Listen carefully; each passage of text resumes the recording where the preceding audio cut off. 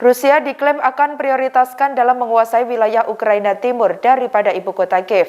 Hal itu dinilai oleh Amerika Serikat atau AS pasca Rusia mengatakan bahwa fase pertama operasi militernya sebagian besar telah selesai. Diketahui Rusia mengaku akan fokus untuk membebaskan wilayah Donbas, Ukraina Timur pada Jumat 25 Maret 2022 lalu. Dikutip dari Tribunnews.com pada Minggu 27 Maret 2022, diketahui Donbas meliputi dua wilayah. Wilayah tersebut masing-masing yakni Donetsk dan Luhansk yang dikuasai oleh kelompok separatis yang didukung Moskow. Donbas sebelumnya telah diakui Presiden Vladimir Putin sebagai wilayah yang merdeka. Dilansir dari Reuters, pengumuman terbaru dari Rusia itu mengisyaratkan bahwa Moskow beralih ke tujuan yang lebih terbatas. Hal itu terjadi setelah mengalami perlawanan sengit dari pasukan Ukraina. Di sisi lain, pejabat senior Amerika Serikat menduga pergerakan pasukan Rusia di lapangan sudah mengikuti pengumuman terbaru. Dikabarkan pejabat ini mengatakan Amerika Serikat melihat bahwa pasukan Rusia menjadi lebih agresif di daerah Donbas.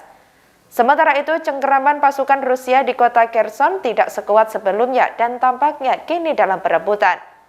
Diketahui Kherson berpenduduk sekira 250.000 orang. Bahkan kota ini adalah pusat kota besar pertama yang jatuh ke tangan pasukan Rusia setelah invasi diluncurkan pada 24 Februari lalu.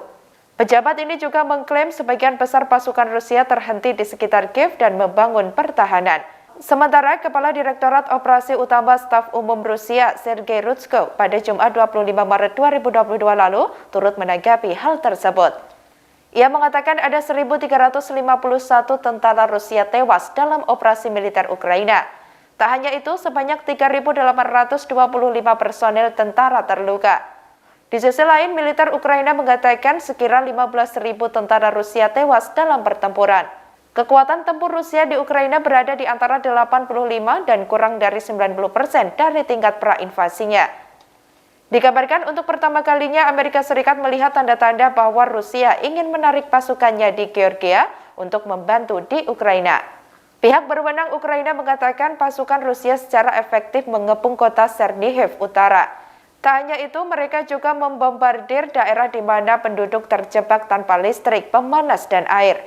Pejabat Amerika Serikat ini menyebut pasukan Ukraina membuat kemajuan tambahan melawan pasukan Rusia di sekitar Chernihiv. Pada Kamis lalu, Ukraina mengklaim berhasil menghancurkan kapal besar milik Rusia di pelabuhan Berdyansk yang diduduki di Laut Azov. Amerika Serikat mengkonfirmasi kebenaran kabar tersebut, tetapi belum jelas jumlah korbannya.